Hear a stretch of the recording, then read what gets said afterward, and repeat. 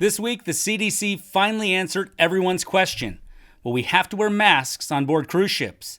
And Canada dropped a bomb on the cruise industry.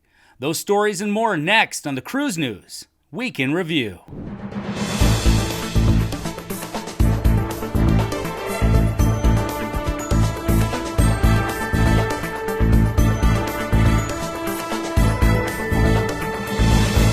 Welcome to the Cruise World. My name is Mark, and this is the Cruise News Week in Review.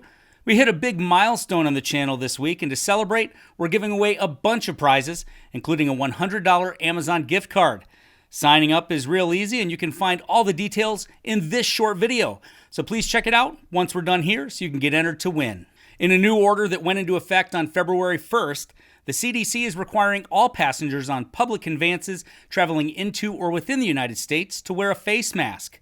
Dr. Martin Cetron, director of the CDC's Division of Global Migration and Quarantine, said, "Requiring masks on our transportation systems will protect Americans and provide confidence that we can once again travel safely even during this pandemic.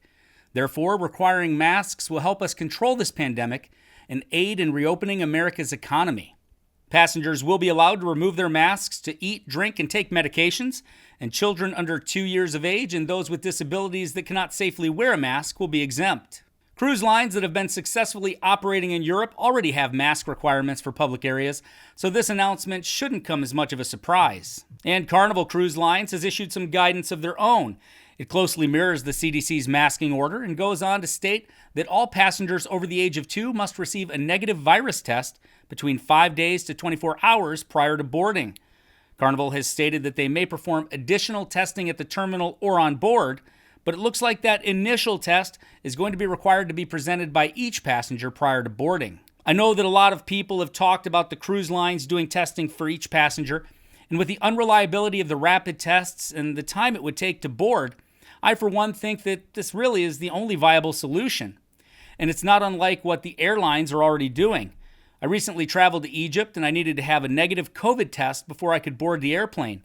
Now, Egypt Air didn't provide that test for me or any of the other passengers, and I believe that this is going to become common practice in the travel industry. Carnival also announced that they are following suit with cruise lines that have been operating successfully in Europe for some time by only allowing passengers on Carnival-approved excursions to leave the ship. There are a lot more details regarding these policies and more, and I encourage you to look at the Carnival website if you plan on sailing with them this year. I put a link down in the description for you to check out later. Canada has never been a country known for their munitions, but this week they dropped a bomb on the cruise industry. On Thursday, the Canadian government issued a new order prohibiting cruise vessels in all Canadian waters until February 28th of 2022. And this targeted strike effectively wipes out the Alaskan cruise season for foreign-flagged ships. Canada's Minister of Transport, the Honourable Omar Alghabra, said, "As Canadians continue to do their part to reduce the spread of COVID-19, our government continues to work hard to ensure Canada's transportation system remains safe. Temporary prohibitions to cruise vessels and pleasure craft are essential to continue to protect the most vulnerable among our communities and avoid overwhelming our healthcare systems. This is the right and responsible thing to do." I know a lot of Alaskan port towns are already reeling from lost revenue in 2020, and this is devastating news. Hopefully, lawmakers in Alaska can work out a deal with Washington for an exemption to the Passenger Vessel Services Act, which is the law that dates back to 1886 and prohibits foreign-flagged cruise ships from traveling only between U.S. ports. MSC was all over the news this week as they joined the other major cruise lines in extending their pause in U.S. operations through April 30th. MSC has 3 ships based in Florida, the MSC Divina in Port Canaveral, as well as the Meraviglia and Armonia in Miami. In some positive news for MSC, they welcomed the newest member to their fleet this week, the MSC Virtuosa, which brings their fleet up to 18 ships. The Virtuosa will feature the world's first humanoid bartender at sea that will be the star of a futuristic, immersive experience using cutting-edge technologies, as well as an iconic promenade with a stunning 91-meter-long LED sky dome. The Virtuosa is one of 7 ships that was originally supposed to launch in 2020. The passengers should now be able to experience this year, and you can check out that list here if you're interested.